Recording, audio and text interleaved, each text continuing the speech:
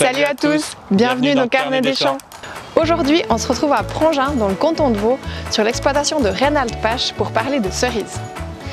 Reynald, bonjour. Bonjour. Merci de nous accueillir chez toi. Mais de rien. Donc aujourd'hui, on va parler de la cueillette des cerises.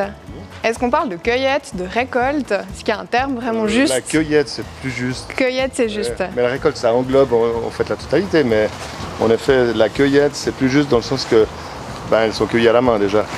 Donc il n'y a pas de machine pour récolter la cerise. Donc là, on est en pleine période de cueillette.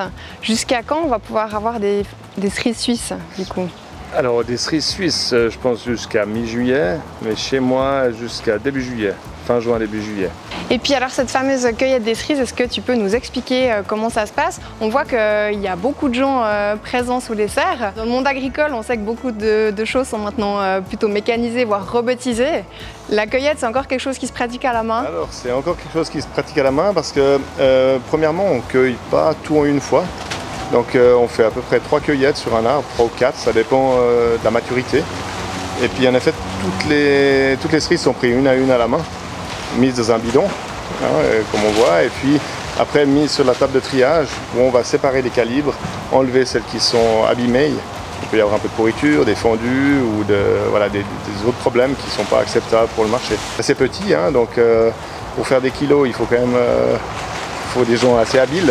Un bon cueilleur cueille à peu près en moyenne 10 kilos à l'heure. Ça dépend des variétés. Des variétés où on est plutôt à 8, puis des variétés où on sera plutôt à 16. Ça dépend toujours de la longueur du pédoncule. Bien sûr, ouais. Plus le pédoncule est grand, plus c'est facile à cueillir. Ok, ouais. Et c'est important d'avoir le pédoncule quand tu cueilles? Ah, c'est obligatoire. Obligatoire. Ouais, alors c'est obligatoire déjà parce que c'est plus joli.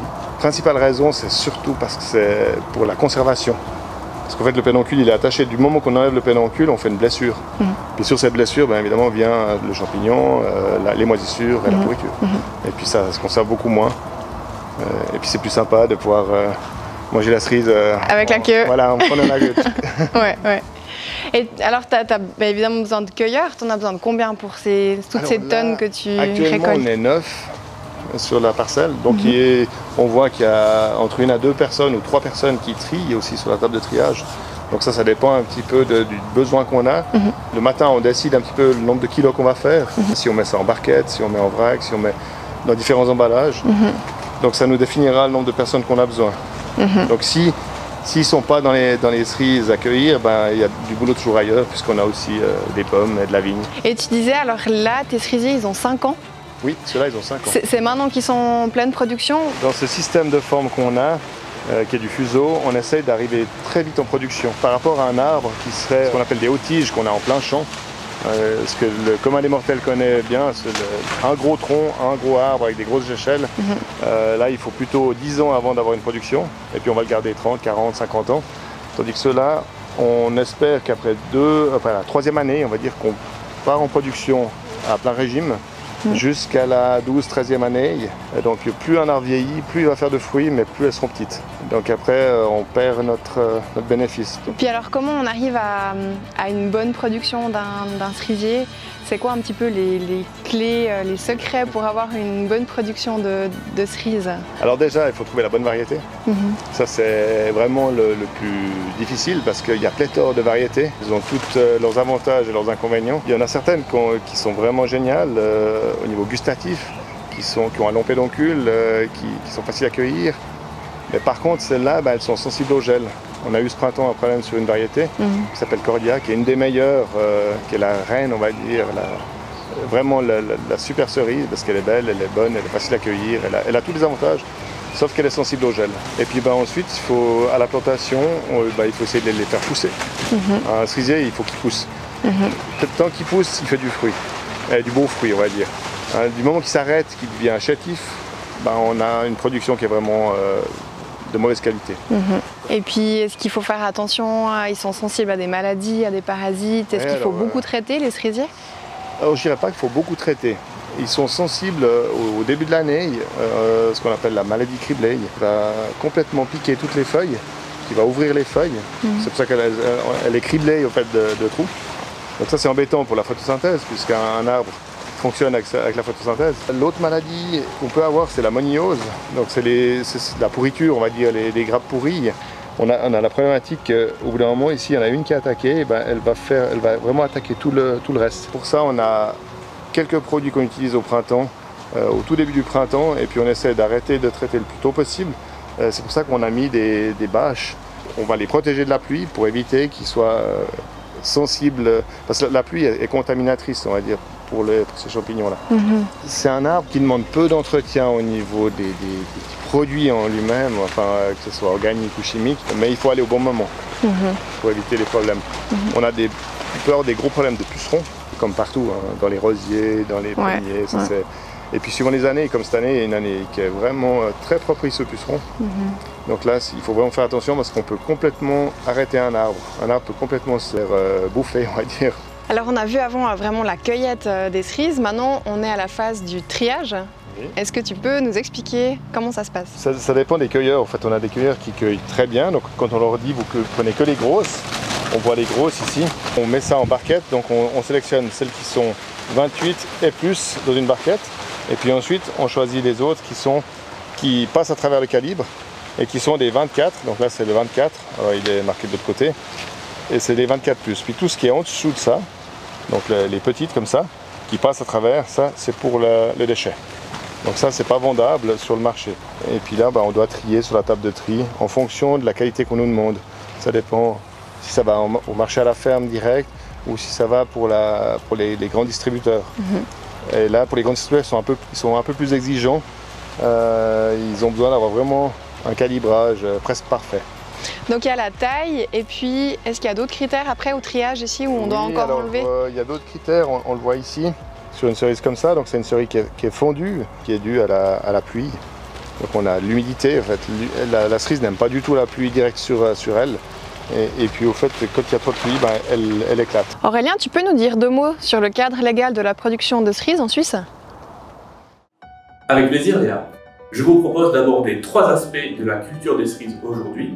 Et pour commencer, regardez et jetez un petit coup d'œil à ces quelques photos. À gauche, une exploitation du sud de la France. À droite, une exploitation au Maroc. Et au milieu, le verger de Rhénal. Y a-t-il quelque chose qui vous saute aux yeux? Eh oui, en Suisse, l'enherbement complet des vergers est obligatoire afin de promouvoir la biodiversité et limiter les problèmes d'érosion des sols. Enfin, on peut aussi mentionner que des échantillons de fruits sont régulièrement prélevés pour analyse et qu'une limite maximale de 5 traces de résidus de traitement est tolérée. Cela empêche les arboriculteurs de faire des cocktails de produits chimiques et les oblige à se concentrer sur les maladies effectivement actives à ce moment-là. Cela les oblige aussi à mettre en place et à favoriser les moyens de lutte alternative comme la mise en place d'auxiliaires de culture ou, comme on l'a vu ici, les protections contre la pluie. Deuxième point, au niveau des pucerons dont nous a parlé Rhénal. Il faut savoir que tous les traitements insecticides et acaricides sont tolérés uniquement si un certain seuil d'infection est atteint et donc que la menace est effective.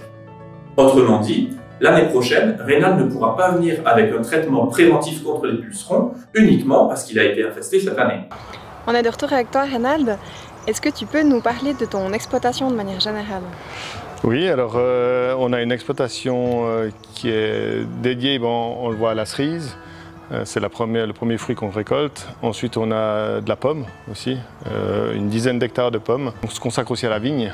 Donc on a actuellement 14 hectares de vignes sur un autre domaine. Donc ça, c'est sur une autre région, la région de Vinzelles. C'est un domaine qui évolue avec le temps. On a commencé avec plus de pommes, on avait des abricots, on avait de la poire.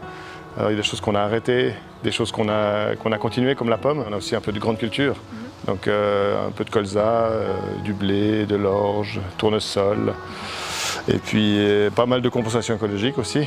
Un nouveau projet aussi cette année qui est une collaboration avec des particuliers pour des jardins potagers. Donc ça, c'est quelque chose qu'on a mis en place. Voilà, on essaie de trouver des alternatives à notre métier. Avec ton expérience, est-ce qu'il y a des choses que tu aimerais changer dans le monde agricole ou dans le reste de la société?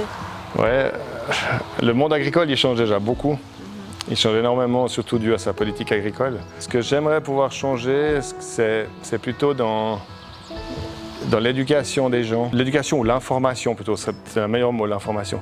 Informer les gens pour que les gens comprennent le métier, qu'ils soient beaucoup plus sensibilisés à certaines difficultés, pouvoir un peu diriger le consommateur pour qu'il soit peut-être un petit peu moins exigeant.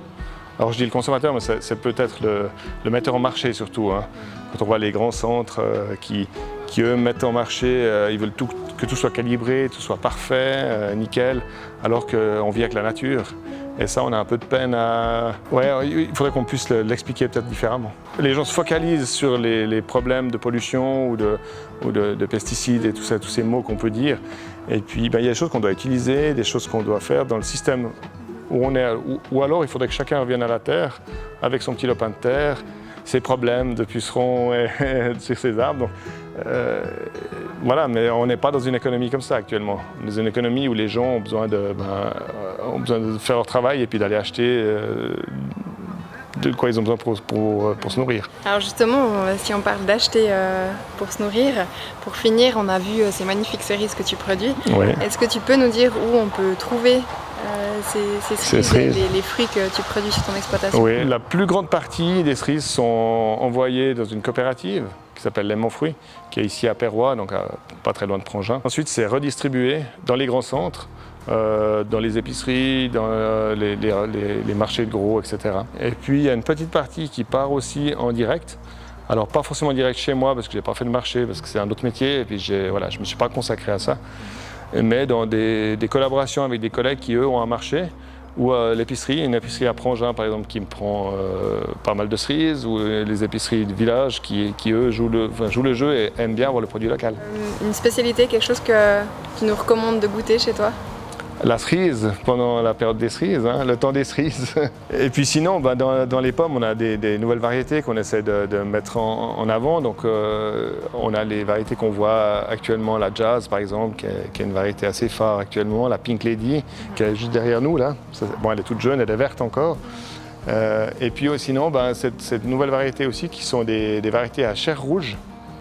Donc c'est un nouveau concept de variété qui va venir sur le marché gentiment sous le nom de Kissabel. Une nouveauté à tester. Voilà, une nouveauté à tester. Excellent. Chères agricultrices, chers agriculteurs, bienvenue dans la 4e et dernière partie, les solutions Timac Agro-Suisse. Si vous aussi vous produisez des cerises ou d'autres fruits, il faut absolument que je vous parle de notre innovation sur le marché, Maxifruits. Fort de ses 60 ans d'expérience et d'une équipe de plus de 120 chercheurs, Timac Agro a créé la solution Maxifruits, un produit liquide qui sert à la fois de biostimulant mais aussi de précurseur hormonal. Grâce à Maxifruits, les arbres, les plantes vont pouvoir eux-mêmes synthétiser leur gibéréline mais aussi des cytokinines et des auxines afin de conserver leur équilibre hormonal.